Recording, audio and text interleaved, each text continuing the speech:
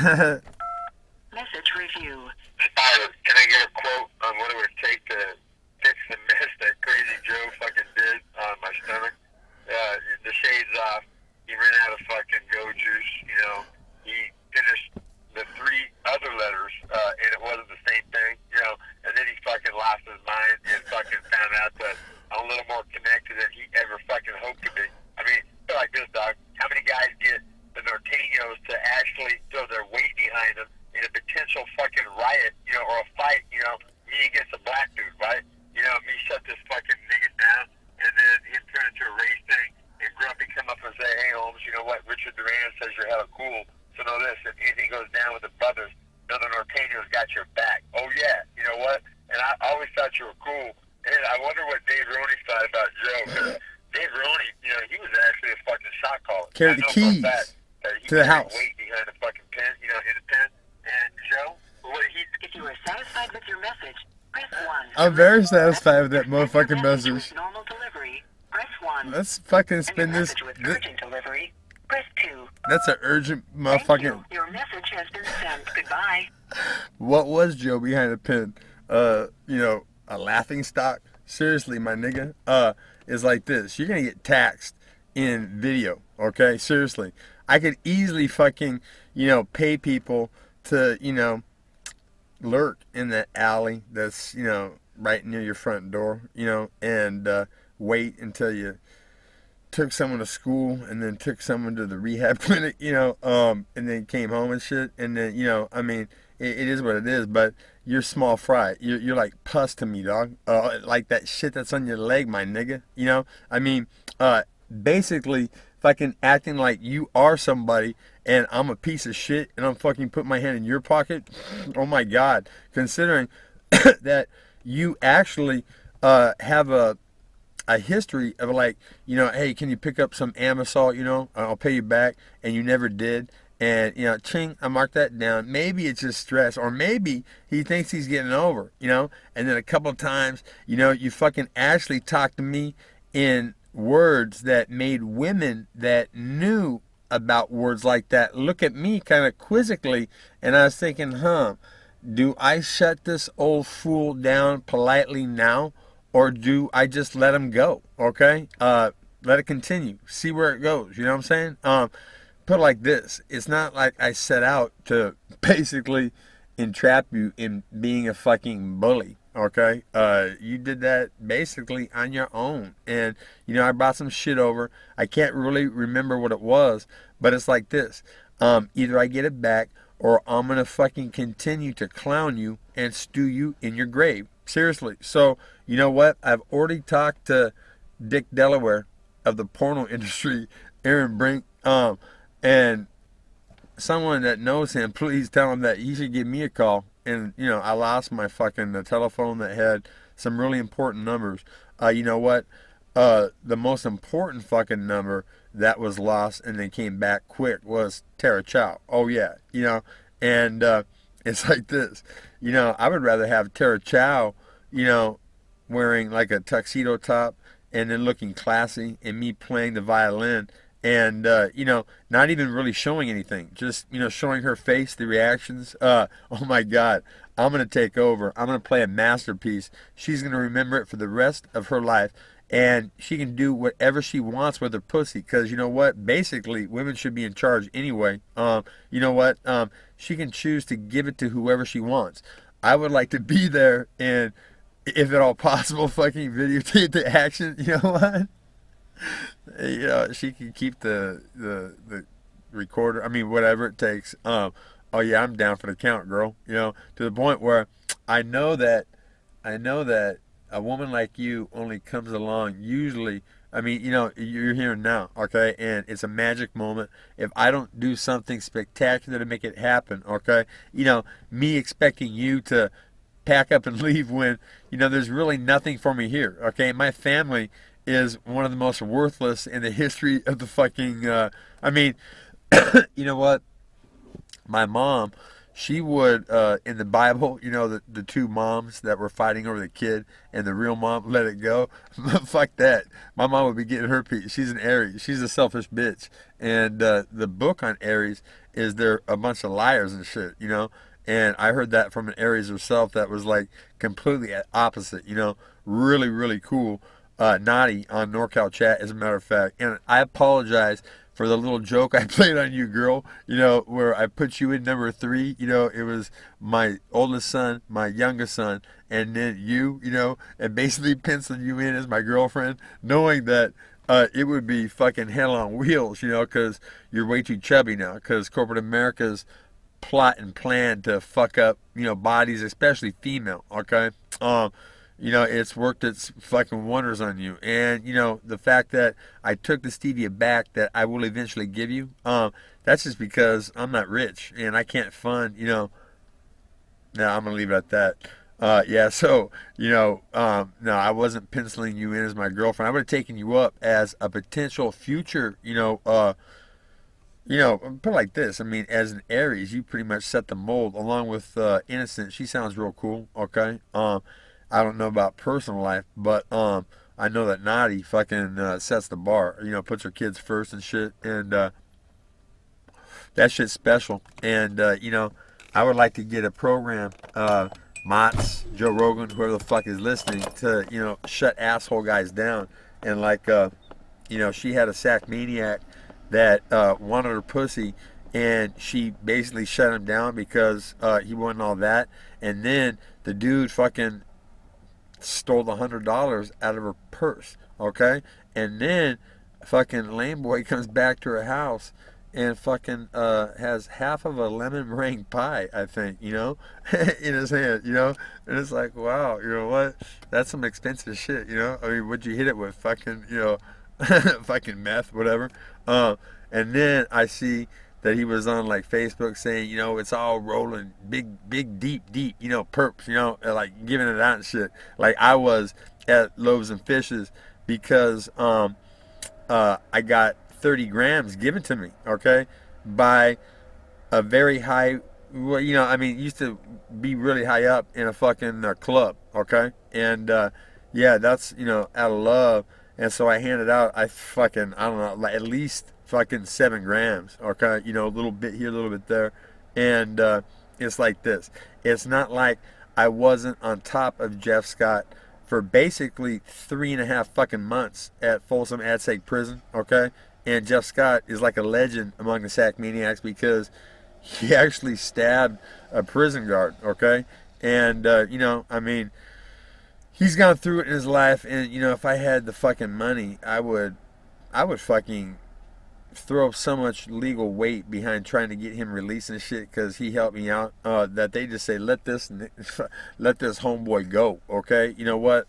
It's costing us too much to keep me, you know, I mean, because he's cool as fuck. And it's not like Rock, Sack Maniac, didn't end up at the bottom of the hill, okay? I was fucking yelling for my dog, okay? You know what? And then he was in a fight with his girlfriend and heard me yelling and you know, sought that out and thought that, you know, the tattoos on the skin, okay, it was gonna fucking like fold me mentally and shit.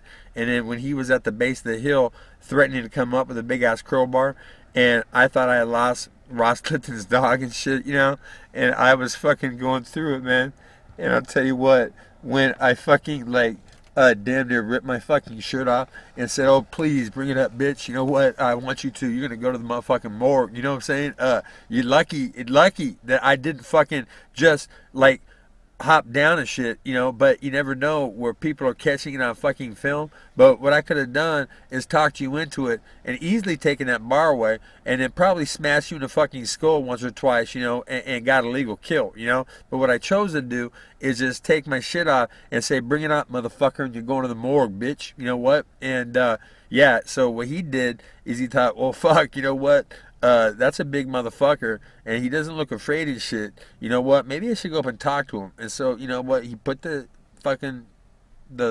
crowbar down and shit and came up.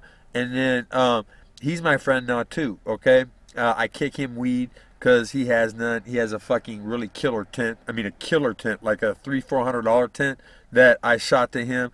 and you know, he's eyes and ears for me too, you know. And so, you know, what I like to do, Joe Rogan, is like shut motherfuckers like this punk, like Wrist or something like that, Scott Wrist, something like that, you know, down. You know, guys that fucking steal money from single mothers, and I think they had to go without heat for like a month and shit, and then, you know, basically humiliate this motherfucker to the point where he just like, you know, does the right thing, you know, returns the money and shit, and then, you know, he calculates how many perps, you know, it's fucking, you know, for making her kids fucking, you know, have to put on extra blankets and shit, you know, because he's taking money from a single mom that's fucking on the dole, right, you know, and yeah, so, and if anybody has a problem with what I just said, know this.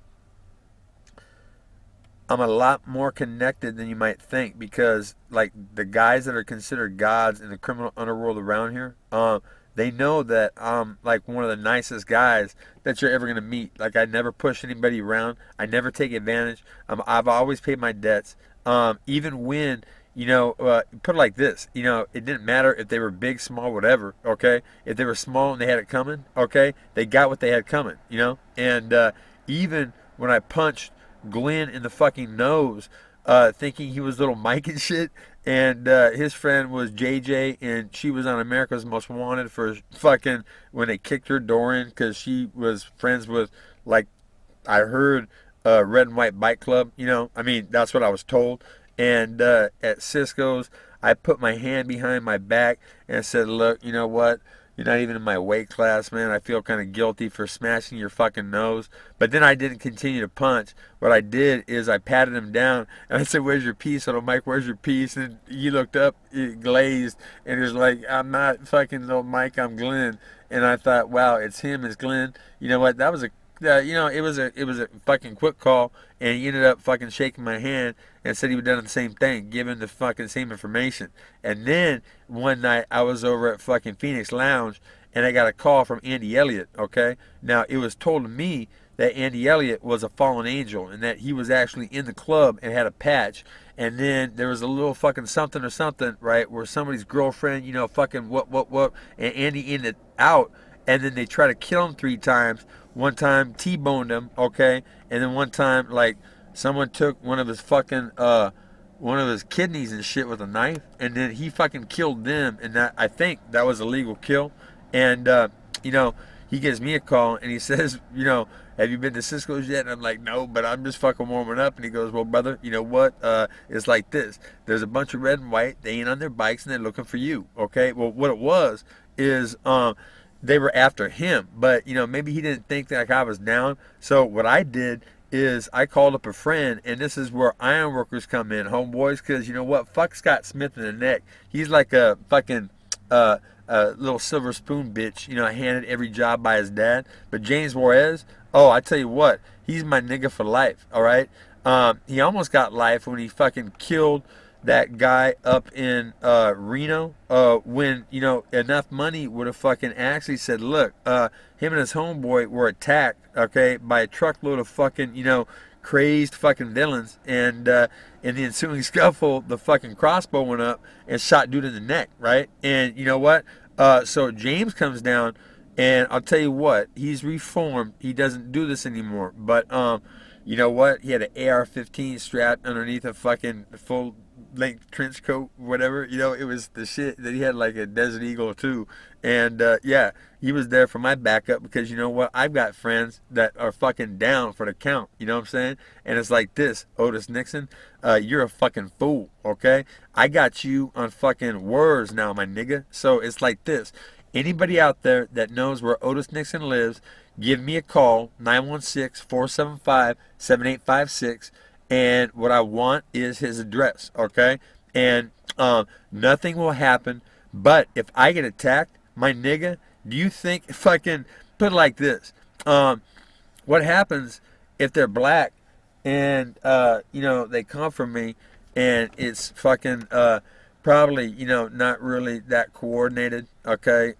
They might be a little nervous, might be a little high, okay? Might be a little obvious, you know, in the surrounding fucking environment. So if I'm ever aware that I might see these guys, and if they don't have whatever weapon it is that they have planned in their head to use, actually pulled, okay, with as fucking quick as I am, my closing speed, my nigga, Otis Nixon, look like this. I was fucking playing some, like, I don't know, outside linebacker, middle linebacker, something, but a back from Vernon Day, I caught a pass in the flats, and usually, right, white boys don't have explosive closing speed, okay?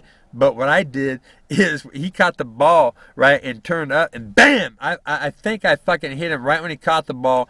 So, like, it was an incomplete pass. I don't think it was a fumble recovery. But when he walked off to our sidelines and his helmet was turned sideways and shit, you know what? It's like that. I lay it down. So, yeah, anybody that fucking knows Otis Nixon's true address that wants some weed, and, you know, don't really like him all that much, or you do like him, you know, and you just want weed and shit, you know, basically fess that nigga's address up, and I'll kick you down. And then if someone attacks me, Otis, guess what? You know what? Guess what, dude? My boys, okay, they have already agreed to talk to gentlemen like the Russians that I just fucking talked to. They were like, hey, brother, good to see you again. And they've already said that, like, if someone did me, okay, that they would, with the right money, okay, involved, you know what I'm saying? Let's see. With the right money involved, they would do everybody in the fucking family of who did me, my nigga. So you're a millionaire, my bitch, okay, in prison? No shit. Put it like this, dog. You're a good athlete. Were you really, man? I had fucking spectacular I had fucking top end Olympic sprinting speed, my nigga, okay? To the point where I go down to my fucking son's middle school, all right? And I ask the track coach to give me a time, and he marks off what he thinks is 60, okay? And I fucking take off, and a grandpa in the fucking, in a truck watching, he said I was the fastest thing he's ever seen, white or black, okay? And my son's track mates, they fucking were like, oh my God, your dad's hella, like, oh my God, like, you know, like the same fucking speed, my nigga, all right, that fucking erupted 15 brothers and sisters, okay, from Chicago in Cheyenne, fucking Wyoming. Oh yeah, I was on my way to confront Lou Holtz and challenge every black skill position athlete to a 60 to 100 yard dash, man. You know what?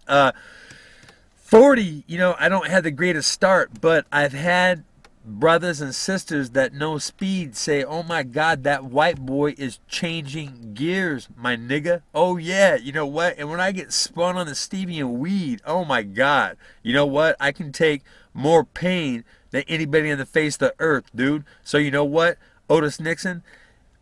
Congratulations, my nigga. Step on down. You have been chosen to be the conduit between boxing money and MMA money. Because it's like this, fool, okay? You were going to fucking kick my ass yourself. I fucking call your bitch punk ass out. Straight up. You know what? It won't go on your one-loss record, okay? You know what? It ain't going to be a fucking hands-only event like I did on Harry Gopal, all right? And it's like this. If I touched Harry's face with a lead right hand, okay? And I entered the cage knowing that I was fucked because I couldn't punch with my left because it was still fucking so raw from surgery that, you know what? Yeah, I didn't have that snap, okay? Yeah, so if I did that against a guy that, from what I hear through the grapevine, does fairly well against you, my nigga, and it's like this. Yeah, I'll stand on that, okay? I've got people who've seen it, all right? And let's see. For Mateen, I like you, man. But know this. The next time you have a righty fighting a lefty, okay? The book on lefties from Ivan Click Clark, okay? Who was a lefty that's fucking made it to the finals of the 91 National Golden Gloves. He won the state title in California. And I would have too had I stayed, but I chose to get the fuck out and get away from Mark Brandon and get as far away as I could. I mean, you know what? What I should have done is fucking said yes to him and been in fucking Miami when Fred Reva fucking ceased to fucking exist from the face of the earth. Is what I should have done, Doris Reva.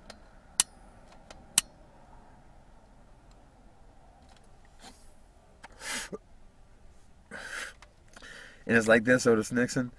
Wouldn't it be tragic, my nigga, if black guys that fucking got it twisted that they was in love with Kimbo Slice, and I somehow dissed him, you know, came up and then like foolishly fucking, you know, try to fuck with me, and it got served, and then they fucking thought, you know what, we heard about this thing with fucking Otis, whatever his name, Griffin, Nixon, whatever, you know what I'm saying? Does anybody really fucking know you outside of the local community? You know what I'm saying? I'm going worldwide, bitch. Seriously, and yeah, so I choose you, man. Put it like this: I'm big enough, my nigga, where I wouldn't want to fuck with you with boxing gloves. What I'd rather do is fight you with 6-ounce gloves, okay, and see how you fucking take a shot, okay? I can take Barmapour shots, and then I hit him in the head, and it broke his collarbone. Would I do that to you? I don't know, man. I'm willing to find out. You know what I'm saying? Let's roll the dice, my nigga. And I'm not saying that out of disrespect. I've had black guys say, well, you know what, as long as it's all good. And so I'm going to have to maybe one day get an A-OK from the Black Panthers. You know, ask Charles when I was in Placer County. I asked him, I said, look, and he was a Black Panther, and he was in his own individual cell because that's where I was, you know. Because the police don't like me. I mean, I got fucking harassed last night for that fucking little thing at Starbucks and shit, and basically, I guess it makes me look like a really, really, really fucking bad guy, you know, on police paper, you know, and I'm not, you know. I'm a really nice guy, and Tara Chow knows that shit, you know what I'm saying? Animals and children know that shit too, okay? As a matter of fact, when I was over at Andy Elliott's house, and James was there, and there was a lot of other fucking, there was a lot of fucking shit there. That was a potential fucking, little civil war, you know what I'm saying? And his little girl wouldn't stop using me as a jungle gym, man. I swear to God. And I said, you know what, brother? I said, maybe not with all these guys, you know. And he's like, whoa, bub, you know, I've never seen it before. You know, she's usually, you know, behind closed doors, but it's all different with you. And it always has been like that from the very start, Otis Nixon. So, you know what? Thank you, millionaire Otis Nixon, okay, for one, giving me a clear shot at your bank account, my nigga. You know what? Yeah, you're a millionaire because boxing pays way too much. I call you out, I'll pull your covers, I'll fuck you up, okay? I'm bigger than you are, I'm stronger than you are. When we fight, you won't be on stevia because you're too dumb to try it. I will be spun to the gills, so you will get tired, and I will fuck you up. Seriously, okay? I am really, really strong, dude. I mean, really strong. Were you strong enough to play the defensive line in college? I was, okay? I played man up on the first team tight end and on the first team tackle when it was like that in the defense. And I was the point as a freshman on the number one scout team against the number one offense, okay? You know what? Yeah, and I couldn't even play, but I bet you they would have given me a shot my freshman year if I wasn't ineligible. And so, basically in closing, Russ Purnell, Jacksonville Jaguars. It's like this. Did you get me a job? Did you leave a message perhaps on the machine and then take off to the Bahamas on that 64 fucking foot yacht that when you sent me that postcard, it actually fucking damn near drove me nuts, man. I swear to God, because, you know, my family is the most avaricious, money hungry. I mean, I get kicked out of Notre Dame, and that bitch starts charging me rent immediately. And I'm like, oh my God, you know what? So that's why I got into my first drug deal was 4 pounds of marijuana and 3 ounces of coke, Otis Nixon. You know what? Put it like this. A really good friend of mine is in Supermax, okay, doing 280 to life, dog. And he would laugh at you for fucking putting yourself at such financial risk, my nigga. But I thank you, okay? This is another avenue that potentially will make Dan Quinn rich, okay? And so, yeah. Have I basically covered it? You know, let's see. Oh, yeah, and Dave Marinoble, I swear to God, you are one of the fucking classiest guys, man, and you're a savage. And people wouldn't really think that about you. I mean, they wouldn't think you're a pussy, but they wouldn't think that you could basically snatch their fucking life if you wanted. And I was talking with some guys, tonight. Russian guys, as a matter of fact, that used to train over at your place, and they actually said that yes, for the right amount of money, that they basically have heard of people doing everybody in people's families and shit. You know, if they had it coming. You know, I mean, it just is what it is. And money talks. And then we both laughed at the idea of a TV show that basically took my idea that Jason Mayhem Miller stole, okay, and turned into bully beatdown. Instead of calling a bully out and then having this little fucking stage thing, what you do is you dress a Dave Marinoble down and you fucking send him into the vicinity of a bully under fucking camera. And you know what? Dave's smart, put it like this, Boss Rutan, had we fucking put you in the vicinity of, what was that asshole? Oh yeah, Urlacher, okay? A typical football guy being an asshole because he's big, probably got in 3 or 4 fights in high school and then thought he was fucking king. Well, and then have you smash him and have that be on fucking tape and be like, these pussies are getting paid this much? God damn, you know what? I mean, we can fucking throw a football in there, you know what I'm saying? And like fight over that shit. and I mean, enough.